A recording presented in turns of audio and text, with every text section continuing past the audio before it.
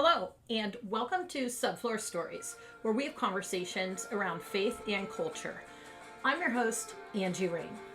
This is the very first episode in season 2. And for all of season 2, I'm going to focus my interviews on conversations about the intersectionality between the queer community and the Christian church. In the vast majority of the evangelical church world, being LGBTQ plus, or at least practicing, is still considered a sin. It's still considered, quote, not God's best. And I wanted to focus the entirety of season 2 on this topic because it's a topic I'm super passionate about. I stayed in the same denomination for 21 years. That is non-affirming, even though I was an affirming Christian. And I finally left about a year ago because I just got to the point where I felt like a complete hypocrite, and I couldn't any longer help support an entity, a church structure that didn't fully affirm people that I feel are affirmed fully by God. And so maybe one of these episodes will be helpful to someone who is still in a structure like that, or to someone who's been hurt by a structure like that. So we'll see how the season goes. I'm really excited about it. And for this first episode, we have JT Meyer. JT pastors Restoration Heights Church in Cleveland Heights, Ohio. And he talks about the process of taking his church out of the denomination that he had been in since childhood and transitioning it to a freestanding church so that it could be fully affirming of the queer community. It is a wonderful story, and JT is just such an endearing person to listen to. You can hear his heart for people and his heart for God, honestly. So I hope you enjoy this episode. Here we go. Well, hi, JT. Hi, how are you? I'm doing well. You? I'm doing well as well. Good. Thanks so much for doing this. I'm thrilled to have you Yeah, on. I'm glad to be here. I really am. Well, good. I not only want to hear more about your story, but I'm excited to share it with other people. Mm. So, if you're okay with it, could we just start with tell me a little bit about your background, your faith background Mhm. specifically? Yeah, so I grew up the son of two pastors, and they were my heroes, and they still are. They were the kind of pastors who uh, really lived out what they preached. And so I talk to pastors' kids so often who have the experience of my parents at church were one way and then at home they Yeah. were another way. Hmm. And that just wasn't my experience. I had parents who were amazing and really loved the community, loved people, loved Jesus, loved their kids. And so they were phenomenal parents. But I think the thing that when I look back, I was most grateful for is that they not only taught me about you know, the principles of Christianity, here's reading my mom grew up Southern Baptist, so she loved the Bible and stuff. So I remember every morning I would wake up and no matter what time it was, I would walk downstairs and she was reading her Bible. Oh, wow. So there's those kind of things that I'm really grateful for. But I think the thing that I'm most grateful for is I remember very specifically at around um, 7 years old. I think I was around that age. My parents went to this conference with John Wimber, Hmm. and they came back home and taught me and my brother and sister about this experiential God. That it's not just a God that we believe in, but a God that we can know and a God that we can interact with and a God that wants to work through us. So they went through this whole thing about teaching us like how to pray and how to like experience God. And I remember really clearly as a little kid having this interaction with God in my room where um, I remember being kind of frustrated that my relationship with God wasn't the same as my relationship with my friends or my Mm-hmm. parents. And I remember talking to him like, I want to see you, or I want to know you in the same way. And like in that moment, the like atmosphere of my room changed. And Mm. it felt like there was the tangible presence of God in Yeah. my room. And I remember, I'm getting choked up thinking I'm about it, choking up a little bit. but I remember running into my mom and dad's room, and I didn't have the language for it at the time. And honestly, I still don't have perfect language for it. But I remember saying, Mom, Dad, God hugged me. And Oh, it just, yeah. And like, honestly, like I went to like ministry school and like I've done all kinds of leadership training. But the thing that's marked my life was those kind of moments of like yeah. those hugs from God. Hmm. And really that's what's inspired me to pastor. I'm a pastor now. That's what's inspired me through like the really difficult times in my life is those marks of Jesus hugging me. And so, I went through a phase in my late teens, early 20s where I walked away from the Lord. And it really, I was just mad at him for a variety of reasons. Like there was Yeah. just a lot of hard things happening.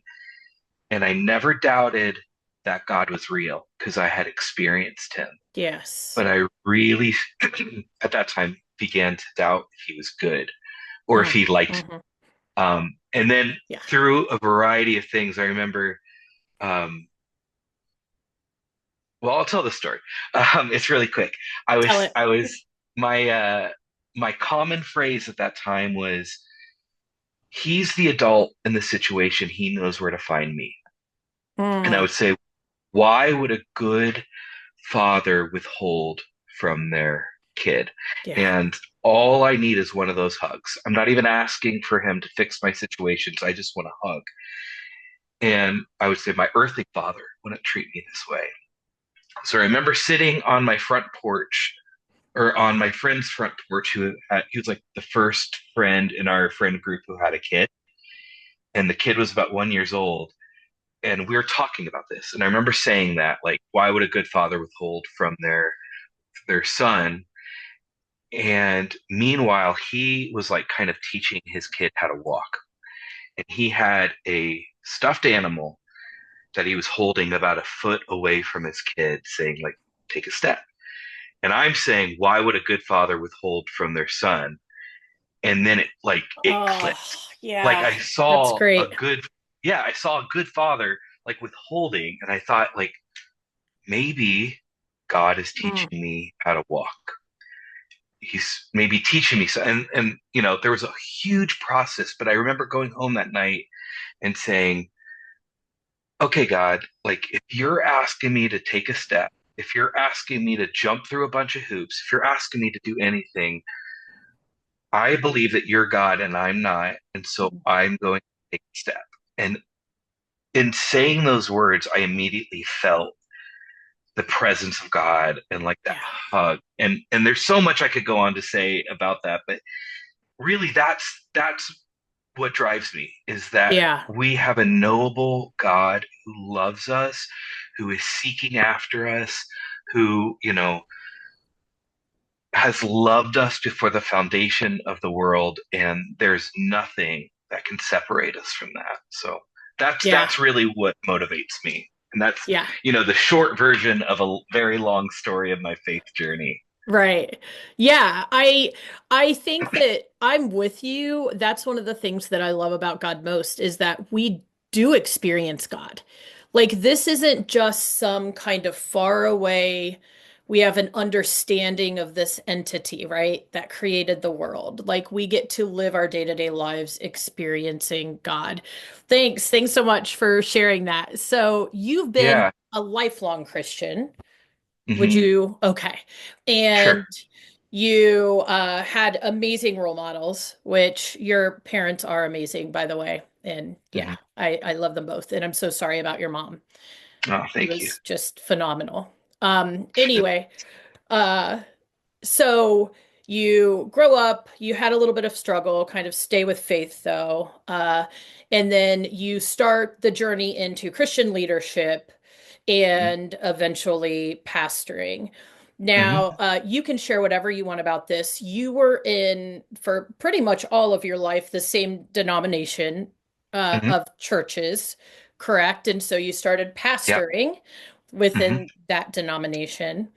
And you, at some point, this is what I'd love to hear about, you started to feel kind of a rub theologically Sure. with the church of your childhood and young adulthood. Would you share a little bit about that? Yeah. So, I don't mind sharing. I grew up in the vineyard, Hmm. and even before like I share this story, I want to say like I have deep love and affection for the vineyard, Yes. and so many of my close friends are in the vineyard. So I love the vineyard. Hmm. But yeah, so my journey was, I became a pastor and I realized like I love pastoring. And you get into pastoring because you want to make millions of dollars. No, not Not in the vineyard, you don't. no, not for me. That's not been my journey. No, you get into pastoring because for me, it's like you love God, you Hmm. love people, and I wanted to help people experience that same thing that I've experienced. Um, and so eventually, um, my journey in pastoring, I was always like worship pastor or like young adult pastor, and eventually I became like an associate pastor of a vineyard church, and I began preaching a lot. And I realized like, oh, I love this. I love kind of the behind the scenes things of pastoring where you dream and you like become a I remember my dad used to say like a cultural engineer, like you begin to like, Oh, what is yeah. the culture of our church? And that became really fun. So eventually I ended up feeling like I want to plant a church. Um, and so in like I think it was late 2018, we began that process of planting.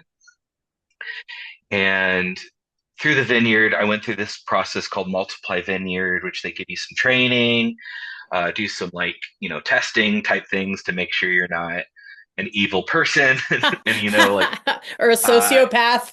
yeah, that kind of Yeah, stuff. yeah. And some people can slip through the cracks, uh, They sure but it do. was helpful. Kidding. And then so like the plant, we announced it to the church, and then the plan was in 2020, beginning of 2020, we were going to move up to Cleveland from Columbus Oh, wow. and plant our church. And so uh, we, gathered a team together, all that stuff, and then the pandemic happened and like threw a wrench in the whole plan. So we still moved up to Cleveland, but essentially we lost our whole team. Yeah. And Wow. it kept on being, I don't know if this was your experience, but like the first few months of COVID, like you kept on thinking, or I kept on thinking, like, I think by the fall this will all settle down, or I Oh, think, yeah. Oh, yeah. yeah. So I remember at the beginning, I'm sorry to interrupt you, but I no, no, remember at you're the good. beginning, our kids' school, they all schools were canceled for 2 weeks. They just canceled for Yep, 2 weeks, yep, and we were like, oh, wow. Well, I mean, it's only 2 weeks, right? We can do this yeah. for it. I always think back to that. Like, yeah, we thought It 2 weeks. was, But anyway, go it ahead. was, it, the that was so hard because you think Oh, like the same thing. Like we're like, we're gonna move up there, and uh, we can't. Maybe we'll have to change our plan a little bit, but we'll just push it back a month or push it back oh a my couple months. gosh. Yeah. Wow. So, you know. 2 weeks turned into 3 months, which turned into eventually like a couple years of Yeah. like, especially in the neighborhood that we were in Cleveland, was a very progressive neighborhood that um, was very slow to reopen Hmm. things. Yeah. And so uh, that time was very hard, but where it was a blessing was I feel like God allowed me to go through some preparation that I didn't realize I needed. Mm. And so a story for another podcast is I felt like there was a lot of ego and pride and arrogance that was ripped out of me that I didn't know was there. Yeah. But also it became a time where I got to rethink like what do I want church to look like? What do I want like my specific church to look like? And I remember even saying that I was on a walk and I remember thinking like, God, how am I supposed to start my church if I can't even meet someone at a coffee shop? And then I remember God saying, well, do you want to start your church or do you want to start my church? And like I kicked the sand and said, Ah. yeah, find your church. But it was true. Like it was really true where I really began to like say, Lord, like I want to build your church. I don't want to build my church. I don't want to even grow the vineyard. I want to grow your kingdom. And whatever that looks like, I'm in. So we eventually launch our church and we like stumble through. It was really, really hard. It's But in that time, excruciating, isn't it? I mean, it's it hard is, not in COVID. I can't, yes. like, just you sharing your story, I'm thinking of our experience, Yeah. which was years before COVID, and like just how excruciating it was. And then I'm trying to imagine having COVID on top of that. Like, I don't Oh, know if I would have made it through. it honestly, like I think I aged like 20 years. Like Yeah, you look at the I believe pictures of it. me before before that and I have like no gray hair and I'm like and then it was just insane. But it was also something that was deeply um that deeply formed me Yeah, and who I am. But in that time, through that struggle, a lot of questions that I've had over the years began to have more space to percolate. And for years, there has been a real struggle for me with just evangelical church, yeah. of like, Hmm. particularly in like 2016 and stuff where you're like, whoa, like this does not feel like the Jesus of the Bible. Like some of these Yeah, things yeah. that were the church is leaning into. And always, honestly, since I was a kid, I've always had a lot of queer friends Mhm. and wrestled in my early 20s about what I believed about that, but came out of that early 20s time of saying, well, people who love Jesus, who are smarter than me, tell me this is what I need to believe, Yeah. that this is what marriage is, this is, that, being gay is a sin. And so I said, okay, I don't understand it, but I will believe it. Hmm.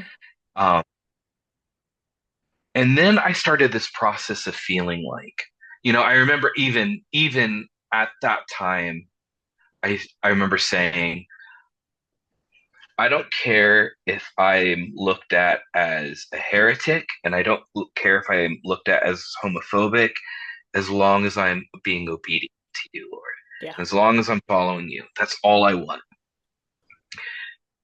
And that's how I've genuinely felt. So, in the time of planting the church, we planted the church as a vineyard, and we started getting a lot of queer folks coming into our church. And meanwhile, I'm really wrestling through like, I don't know if I believe what Oh, I'm su- I'm supposed to believe. yeah. And that was so hard. And it was probably like, yeah, it was really, really difficult. And I began to like kind of re-engage those studies.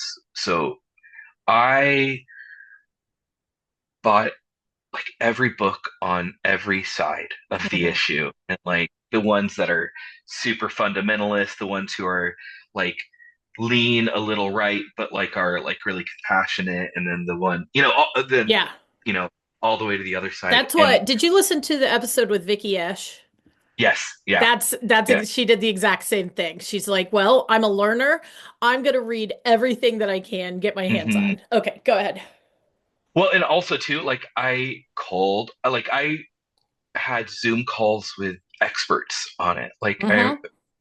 Matthew Vines, who wrote God and the Gay Oh, I'm trying Christian. to get him on the podcast. Yeah.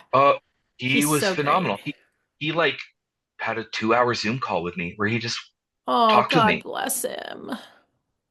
And even in that conversation, and then talking to some of the queer people who were coming to our church and reading all these books, I began to feel what I would say at that time was I'm agnostic about it, where I don't know what Okay. I believe Yeah, anymore. yeah.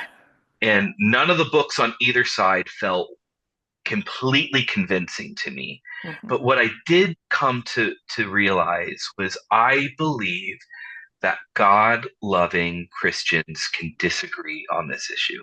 Yeah. And so I remember thinking, like, let's say I'm 90% sure that the Bible says, affirms like traditional marriage and says that, LGBTQ is sinful. If I'm 90% sure, do I want to like draw a hard line in the sand when there's 10% of Yeah. me that thinks that maybe I'm wrong? And I thought, I don't know if I'm willing to do that anymore. Hmm. I'm more confident about a lot of other things. And I'm willing to draw lines in the sand over like, the death and resurrection of Jesus and like, Yeah. the Yeah. Trinity and, you know, all those, the big orthodox Right. beliefs of the church. And so, um, I started a process within the vineyard. Like I let them know, like, hey, look, I think God is leading me into like at at first it was like into creating a church space where people can agree to disagree on this. And in those initial conversations, it felt very clear that that was like, depending on what I meant by that, Hmm. um, that was not okay. So it was like, are people allowed to get married in your church? And I would say, I think I would want it so they could. And could people get ordained? I think I am okay with that. And that became the thing. Like the vineyard, those are the guidelines. Like Yeah. you can be you can be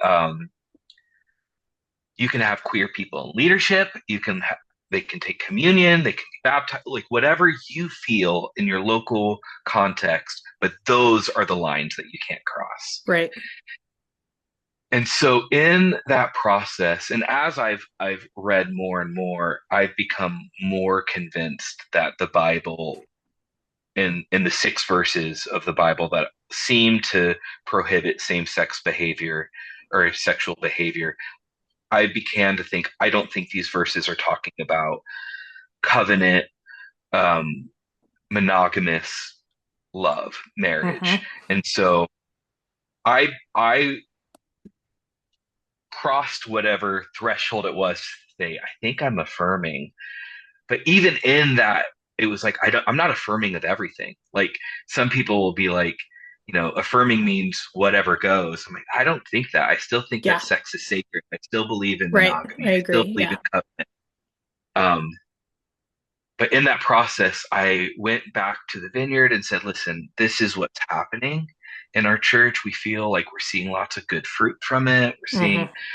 people give their life back to the Lord. We're seeing like the Holy Spirit is moving in our church. We're seeing salvation. We're seeing all the things that we want to see. And and I remember thinking like, if I'm wrong about this, I think God's okay with it. I think God is like, you're trying your best and you're like Yeah. trying to faithfully follow me. Um, but the vineyard really made it clear. And I said, hey, vineyard, I don't need you guys to be affirming. you don't have to change your theology, but is there a space for our church to continue to be the vineyard? Because I love the vineyard. Mhm. And it was just a clear no. Mhm. And it was like, you're welcome to stay in the vineyard until you perform a wedding or until you ordain. And I was at the place where I just thought, I don't want to get kicked out of the vineyard. Like that would hurt really, really Yeah. bad. And I knew there was a couple people who were engaged who I knew were going to ask me to do their wedding. And I Yeah. knew that was happening. So I was Yeah. like for me, it felt like it was the honoring thing to do to say, Vineyard, we love you, but I think it's time for us to part ways. And really, that was really self-preservation for me because I didn't want to get kicked out. Yeah. Um, and so in that, I remember hearing some of the most hurtful things Mm. um, from people that I really respected and loved, Yeah. where people said, you are um, you're a false teacher, you're inviting Satan into your church, you're sending people to hell, like all of these things. Dude, we are just trying our best. And like, if I'm wrong about this, it's one of the million things I'm wrong about. Right. Can't we just Yeah. have grace for one another? Like that we're all like doing the best we can. Yes. And it just felt like from most of the conversations, there wasn't that grace.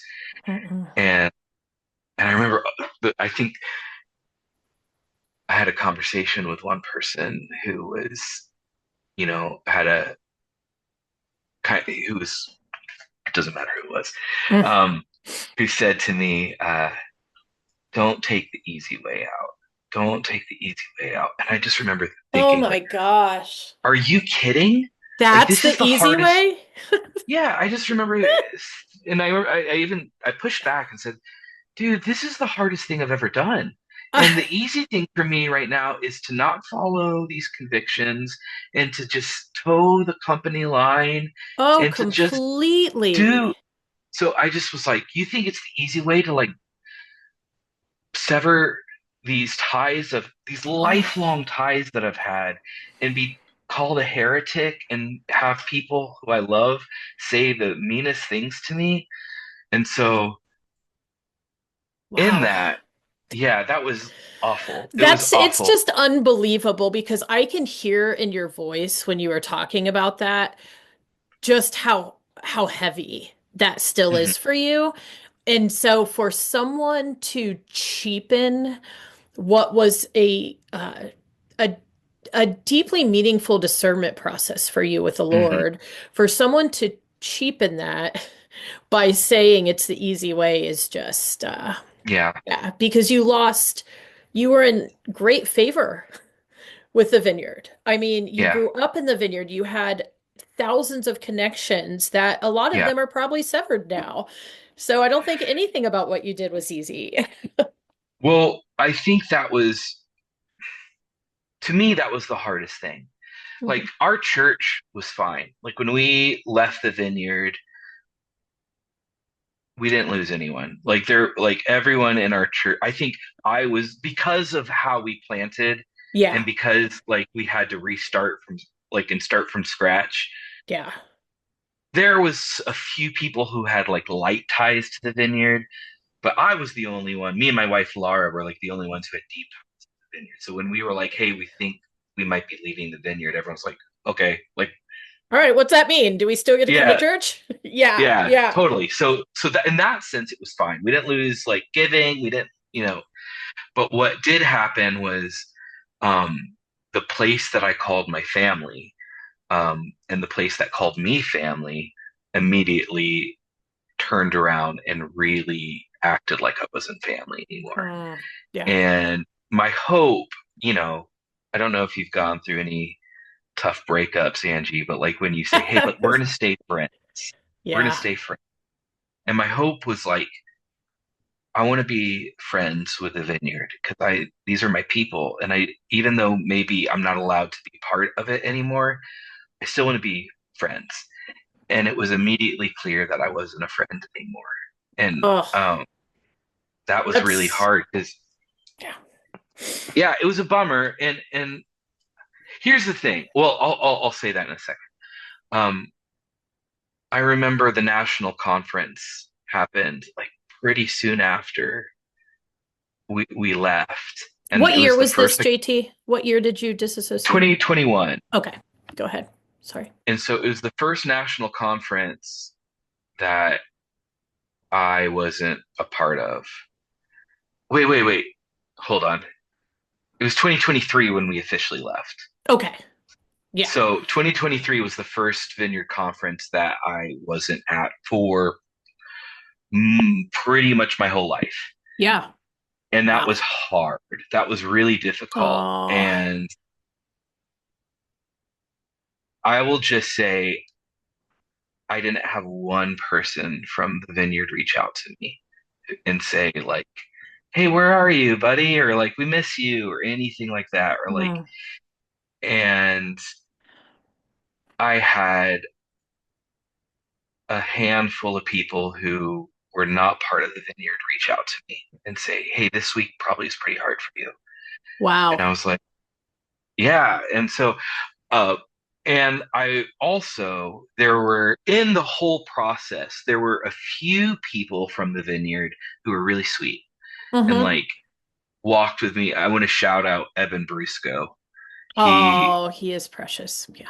he is so, and we remain close friends, and we know we don't align theologically, but he never questions my love for Jesus or the fact that I am like trying to do my best.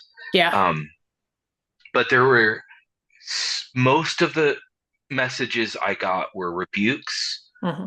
or trying to convince me I was wrong Yeah. or wanting to argue with me, or and at the very least, it was like wanting to hear the tea, like, what's going on? Like, tell me. Yeah. What And happened? You left the yeah, vineyard? but there were like so few people who said, hey, listen, I just want to check in. Like, are you doing okay? And regardless if I agree with you or not, I just want to make sure you're okay. Like, can I pray for you? How can I be supporting you? Um, Ugh. and that's, yeah, that's what I thought there would be more of those. I love that your character is one that you thought it could be like that. I think that that Yeah. says a lot about you as a human. And I know that that sounds like a put down. I promise it's not. No. I I mean hear that in a you. really sweet way. Like you, because of who you are, you lived in this world where you're like, yeah, I mean, I'm not going to be a vineyard anymore, but like we can all agree to disagree, right? And Yeah. we'll still be friends. But I also just want to name really quickly. I saw some of like kind of your posts during that time because we're connected on Facebook. And I have never seen anyone respond to hate-filled messages with more grace and integrity than you did during that time. Thank I you. mean, I was reading, some of the comments and then I would read your response and I was like, this man is a saint because I Thank you just, for, yeah, just kudos to you. well, You, I appreciate that, Angie. I will receive that. Like, that was really important to me because I felt like, um, I can't like, so here's what I was going to say earlier, and I think it relates, is that the thing that rose up in me was there was lots of hurt, there was anger, there was all these kinds of things, but I also realized how many times I was on the other side of that and how many mm, pastors I wrote off because, oh, wow. they, in my uh, arrogant opinion, went off the deep end or, Hmm. whatever it was, Yeah. or people in my church who like had left. And I was like, well, they're not family anymore. And Yeah. like, I just realized like, oh, I feel deeply hurt and deeply angry, but I also need to take a look in the mirror and think Yeah.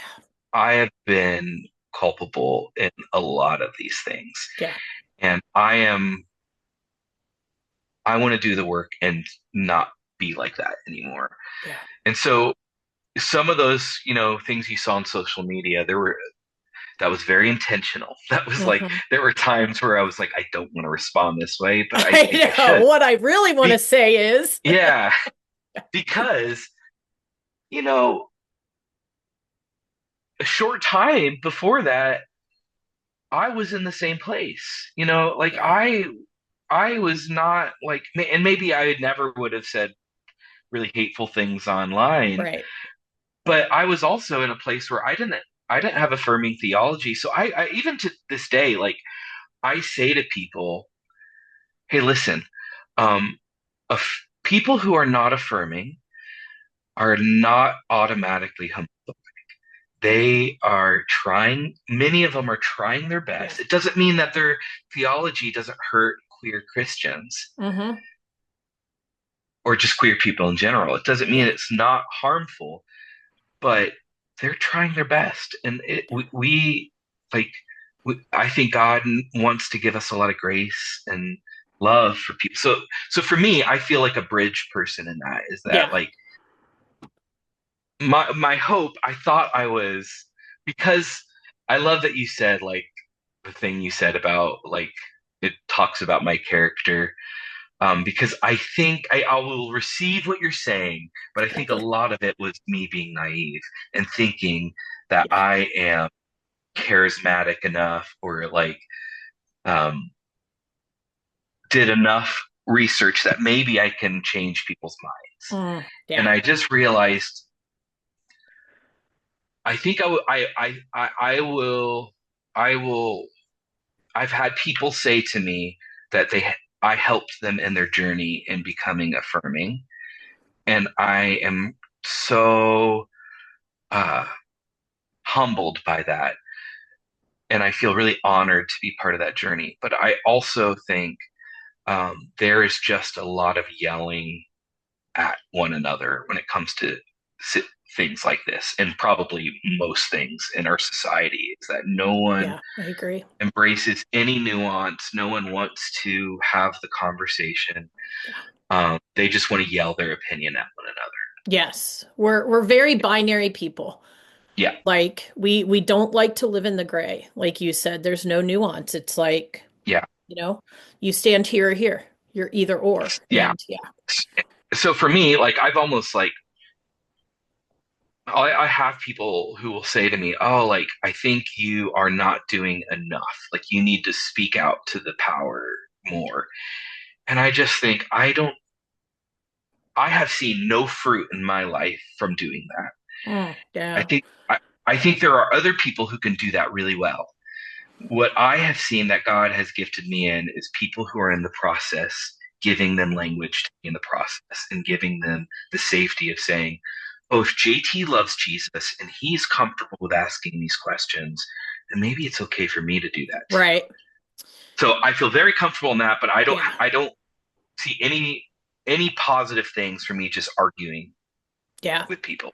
Well, and I think that like you and I both believe in a God who leads us. Yeah. And I think that we all kind of have our places. We all kind of have our marching orders. We all have the things that God is leading us, into and out of. And like there are people that God is Hmm. leading to speak to power and to, Yeah. I just think it's okay for us all to kind of run in the ways that God's, called us to. Yeah. I just heard this gal named Britt Baker I'm not talk about familiar like, with her. yeah, she's phenomenal. She's yeah, you should check her out. Okay. But she said this thing where she was talking about how like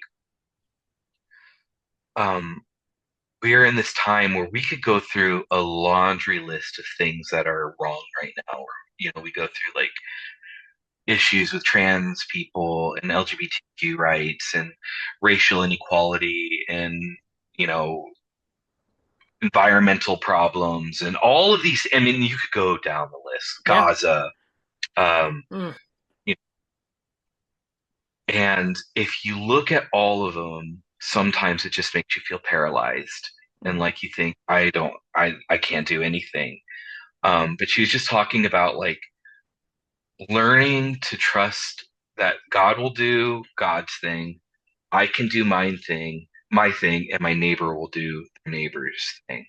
Yes. And like to not judge people because they're like maybe you feel called to like um you know uh racial inequality or something, but Mhm. not to say if you are a Christian, you have to be fighting this fight because maybe they're fighting this fight and like you don't Exactly. have. So There's enough anyway, fights for everybody to be fighting something. yes, absolutely. And it doesn't mean you can't care about all of Yeah, them, exactly. but uh so yeah, for me, I've just kind of settled into like uh I'm it is so much work and it is so taxing on me to pastor my little community in Cleveland Heights, Ohio, and I have little energy to like, you know, do the other stuff right now. And so I Yeah. feel very like very comfortable in saying I'm creating a space in this area and like I'm tending to this garden in which God gave me and I'm not tending to your garden. Uh, Yes. Yes. so and maybe that'll change down the road, but that's where I Sure. am right now. Well, Um great. Tell me a little bit about so what does church look like now? I mean, you said it yeah. really didn't change much for people, but give me a snippet. What's your elevator speech on your church? Yeah, so we're like a small local church. Like an average weekend for us is like 40 to 50 people, and we like have a really wide variety of different types of people. Like we have different generations, we have different races, we have um, different backgrounds, and also we have like a variety of different thoughts and theology. And Wow, one of that's the things amazing. it I love it now. It's scary and it's hard and it's really muddy sometimes to know how to work through it. Um, but I've just learned that like the idea of being Peter Enns talks about the sin of certainty, Mm-hmm. and that like we have a handful of things in our church that we say these are the things that we believe. The Trinity, the death and resurrection. We believe that uh, God. What the big things, and then the Yeah, rest yeah. of the things we are willing to say we can agree to disagree on this. And so when people come to me and say, "What does your church believe about blank?" I typically say something along the lines of like, "Well, why don't you ask them?" Like Ah, the church believes a lot of different things about that. I can tell you what I teach about it, and usually I try to teach things in a way that are like pretty humble. But you asked for the elevator speech, so I went down a rabbit no, trail. no, no, no. I should have said the long elevator speech. So, Okay, no, that's pretty good. but for the most part, like people sometimes are shocked when they come into our church because I think because we're an affirming church, I think they have a perception of what that's going to look like, but we just look like a church. Like we are worshiping, we're preaching the word, we're like praying for one another, we're like, doing all of the church. And sometimes people be like, this feels so much like a vineyard. I'm like, yeah, because that's my DNA. Well, Like yeah, yeah. and people like we preach about sin. We talk about sin. People often think that like I don't believe in sin anymore, and I do. I believe in sin. Yeah. And Yeah. so we preach about repentance and forgiveness and all that stuff. But we have a church where we are willing to embrace mystery a little bit more. So even on our leadership Beautiful. team, we have diversity of thought. And so Wow. um, even in like the area of LGBTQ, uh, affirming theology, we have people who lean a little bit more right and people who lean further left than I do. Um, and we think that's okay as long as we can come together and worship the same Jesus and like agree on the major things. Wow. Um, That and sounds and like so heaven. it has been really, but we understand too that's hard for people. Yeah. That's really hard for people.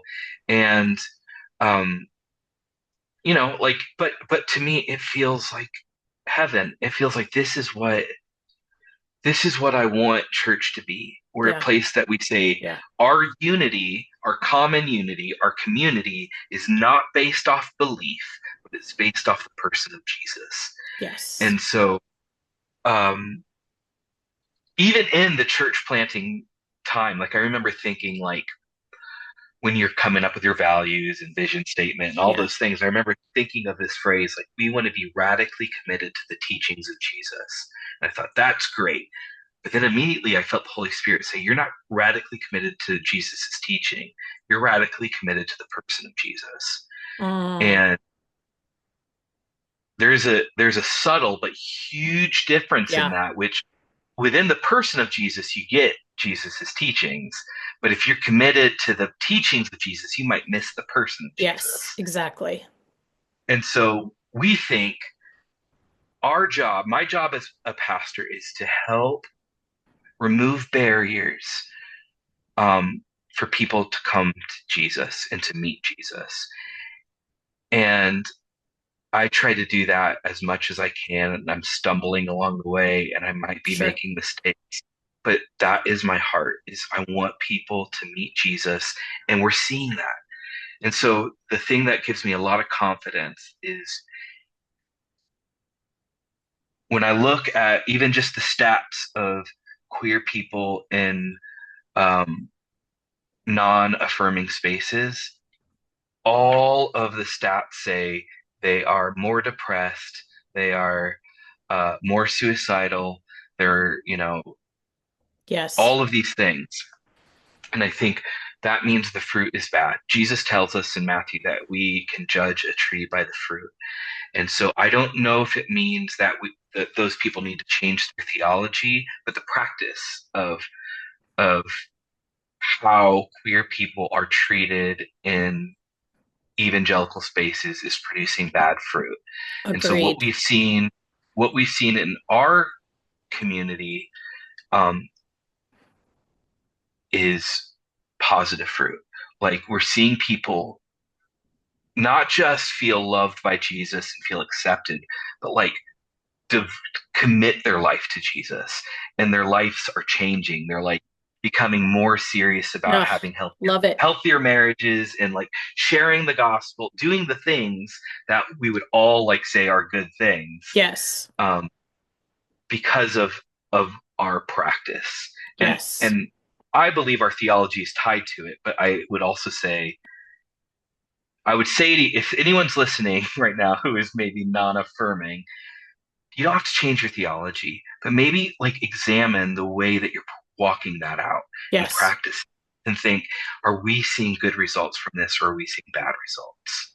Yes. And maybe changing the way that people talk about it too, like the whole Yes. like love the sinner, hate the Hmm. sin, like, kind of the cliche things that are common in the church that are really just, Yeah. I mean, harmful, you Yeah. know. Yeah. And and the church has a long, embarrassing history of being certain about things Oh, yeah. that we later kind of like walk with our tail between our legs and say, That's what I've said about this issue, like even specifically, within the vineyard is, hmm I mean, the vineyard didn't have an official position paper on ordaining women until yeah, I think it was early 2000s, yeah, or well, late 90s or something. And in 20 years, they're hmm probably going to be affirming. And at I think that so too. time, yeah, I really believe that. But at that Well, time, it's going to be like, how much harm have we done? Like, yeah, look at all yeah. of the, yeah, bodies in our wake, so to speak. But Well, anyway, you see like people like Andy Stanley right now who is still saying like our church believes in traditional marriage, but we have to rethink this.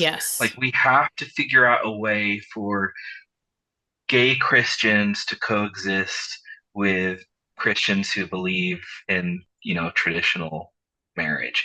And Yeah. so for me too, like I tell the people in our church, like unless you are queer, your opinion on this doesn't really matter. Mm, So like you don't have to marry someone of the same sex. So like, Right. don't do Yeah. it. If you don't believe in it, don't do it. Yeah, exactly. Um, and we also have people in our church who are queer and have chosen a life of celibacy. And we want to bless them in that. Like we want to Sure. say, how can we honor you in your understanding of scripture and like because as much as I've said in the past, the Bible's clear on this. If you are intellectually honest and you do the work,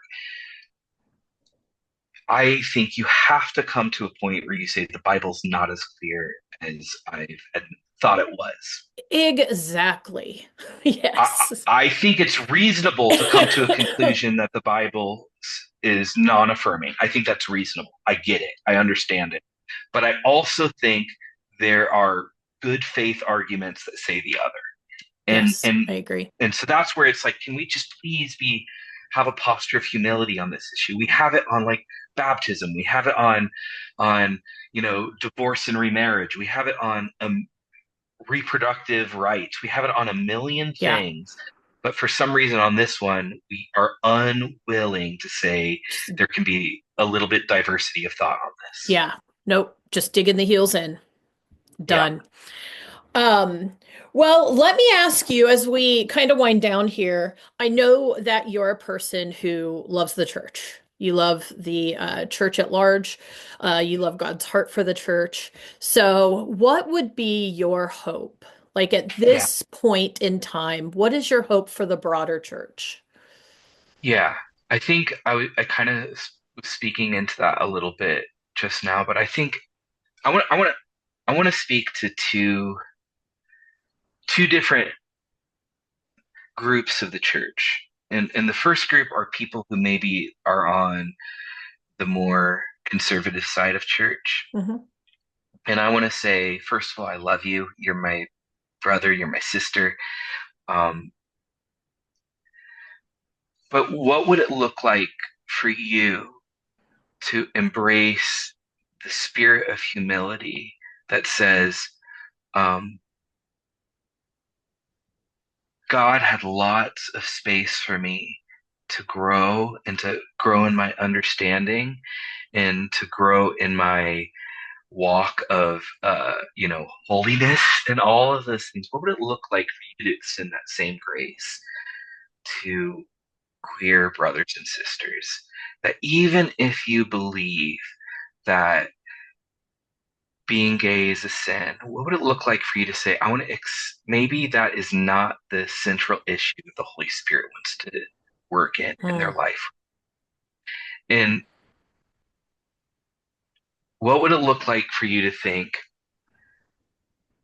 even though I'm pretty sure about this, it's not my job to question someone's salvation or their walk with Jesus, um, unless I'm seeing like really destructive fruit. And right. like, so my hope for that side of the church would that be that there would be a little bit more um, acceptance towards some diversity of thought and uh, not hold on to dogma and um, beliefs as hard as they hold on to the person of Jesus, Yeah. um, and to make space. So that would be that, and then to the more liberal side, I would say that bitterness and um, judgment is not a fruit of the spirit. And so if your faith looks like criticizing the conservative evangelical church, what if that's not what God is calling you into? And so there's a place to be angry, there's a place to grieve, but there's sometimes in these spaces that I'm kind of walking in both spaces. Um, there is there is a spirit of like smugness and Yes. Hmm. bitterness. And so what would it look like for you to also make space and to love and to choose Jesus over, whatever you believe? Because I'll tell you from my experience from both sides, I was told that if I ask a question about being affirming, one side told me that I was a heretic, and the other side told me that I was a homophobe. Mm, And what would it look like to yeah. have some gray, have some nuance, have that non-binary thinking where we can Hmm. say, if God is real, He is big enough and strong enough to help us walk through this. And I believe this wholeheartedly that God is a better leader than we are followers. And so at the end of my Thankfully. life, yes, yes, at the end of my life, when I go to Jesus, I know that there are going to be so many things that I can look at and be like, oh, our church got it wrong here. Or our church, our belief about this wasn't correct. And if we embrace a spirit of humility and mystery a little bit and say, but we're all trying our best. All trying our best. And there are some bad actors who are not trying their best. And that's a different subject for a different time. But I know conservative Christians who are trying their best. I know progressive Christians who are trying their best. And I really think that what God wants is less division between people and more of the spirit of unity among Yeah. people. And I'll say this at the end. The cost of unity has a cost. And all Christians like to talk about unity. But for all of human history, unity comes at the cost of marginalized people. Where Mm. in spaces it's like, you look like, hey, Martin Luther King Jr., stop talking about race because it's causing disunity. You know, Right. Right. all throughout history Yes. it's that. And Yes. so like what would it also look like for people of privilege to say, I'm going to give up a little bit of my comfort for the sake of the gospel and for Yeah. the sake of. And so I will say this, I think it is more on the side of the conservative evangelical Christians to give up a little bit of their power and holding on to dogma to allow space for marginalized people to be a part of it as well. Yeah. Yeah. But That's good. that's my hope. That's my hope for the church. Yeah, I think that's a beautiful hope. I think, and this theme has came up a lot, but what I saw, what we see Jesus do in the scriptures is he's constantly bringing people back into community. Right? Hmm. That is what Jesus spent his earthly life doing. He's constantly bringing lepers back into community, touching them, bringing women into community, all of these things. And I just think even if the broader church, if we could just start with that, like just Yeah, instead of all of the no, no, no's, if we could just let people in. I mean, isn't that absolutely. it? Right? Just like It's let's let people in. Yeah, it's going to be messy because we're not all going to look the same. We're not going to use the same language. We're not going to believe the same things.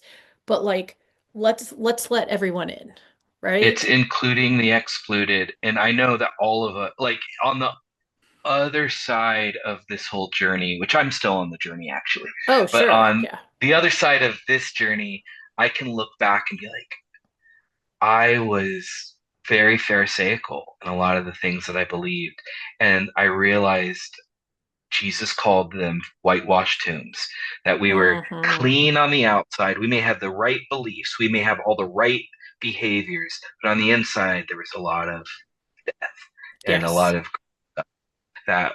What if it looked like us not trying to be whitewashed tombs, but just admitting that there's death inside of us and asking for the Mm. one, the firstborn of new creation and the first of the resurrection to come and make alive what was dead. And yeah, I think including the excluded, um, uh, saying that you are welcome, that I don't condemn you, all of those things are like, yeah, like Jesus saying to the woman caught in adultery, I don't condemn you, but go and sin no more. Hmm. I think he was willing to protect her, to stand in the way Yes. of the harm directed to her. So like I still tell people to go sin no more, but unless I'm willing to put my body between, you know, the Yes. ones who are hurling insults and stones at her, I haven't earned that right to tell her to go and sin no more. Right. So yeah, like if you want to still call out sin, what would it look like to protect the people who Mm. are who are living in the quote unquote sin? Like what would it look like to even pass legislation to protect people? Oh, Um, yes. yeah, Oh, dear and Lord. and Yeah. so yeah, if you just want to hurl the stones, I don't think God likes that. So Hmm. Yeah. That's a great place. That's a mic drop line there. Well, thank you so yeah, much. I absolutely. I feel like I just sat through church. That was So no matter what I do, I always start preaching. So I probably Yeah, no, if you're a preacher, you're a preacher. yeah. Heath and I have talked several times. If we were in your area, we would be at your church. Well, come So, visit sometime. We'd love yeah, to we have want you. to. We really want to. We were talking, we should just take a weekend, up We there have some sometime. we have some friends of yours who actually just started coming. I know. I'm thrilled. When we stop recording, yeah. Yeah, Because I was gonna ask you. They are precious. I love them. good. But all right, well, thanks, JT. Thank you for your time. You're really generous with it, and this was gold. Thanks. You're welcome. Thank you. Thank you for listening.